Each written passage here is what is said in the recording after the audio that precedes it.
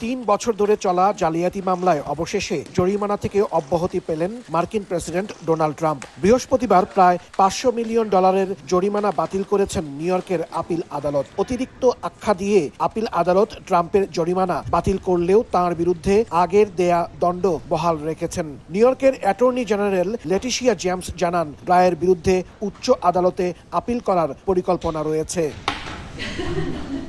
Appeal আদালতের রায়কে ভুয়া মামলার বিরুদ্ধে বড় জয় বলে মন্তব্য করেছেন প্রেসিডেন্ট ট্রাম্প। ছেলে ডন জুনিয়র সামাজিক যোগাযোগ মাধ্যম এক্সে লিখেছেন, 2024 সালের নির্বাচনকে প্রভাবিত করতেই ট্রাম্পের বিরুদ্ধে এই মামলা করা হয়েছিল, যা ছিল একটি অপচেষ্টা। আরও লেখেন, বাম ঘেঁষা নিউ ইয়র্কের আপিল আদালতও এতে একমত হয়েছেন।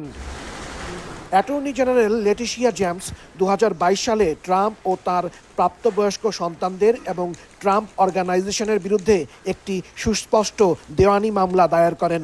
অভিযোগে বলা হয়, তারা বেআইনিভাবে সম্পদের মূল্য বাড়িয়ে দেখিয়েছেন এবং সম্পত্তির মান জালিয়াতি করে ব্যাংক ঋণ ও বীমার সুবিধা আদায় করেছেন। 2024 সালের ফেব্রুয়ারিতে ট্রাম্প যখন হোয়াইট হাউস পুনরুদ্ধারে নির্বাচনী প্রচারণা চালাচ্ছিলেন, তখন বিচারক আর্থার অ্যানগরন ট্রাম্পকে দোষী সাব্যস্ত করে $354 মিলিয়ন জরিমানা করেন। সেই সঙ্গে 3 বছরের জন্য তাকে ব্যবসা পরিচালনা থেকে নিষিদ্ধ করা হয়। এতদিনে সেই জরিমানাই বেড়ে প্রায় $500 মিলিয়ন হয়েছে। হাসানুজ্জামান সাকি, সময় সংবাদ, নিউ ইয়র্ক।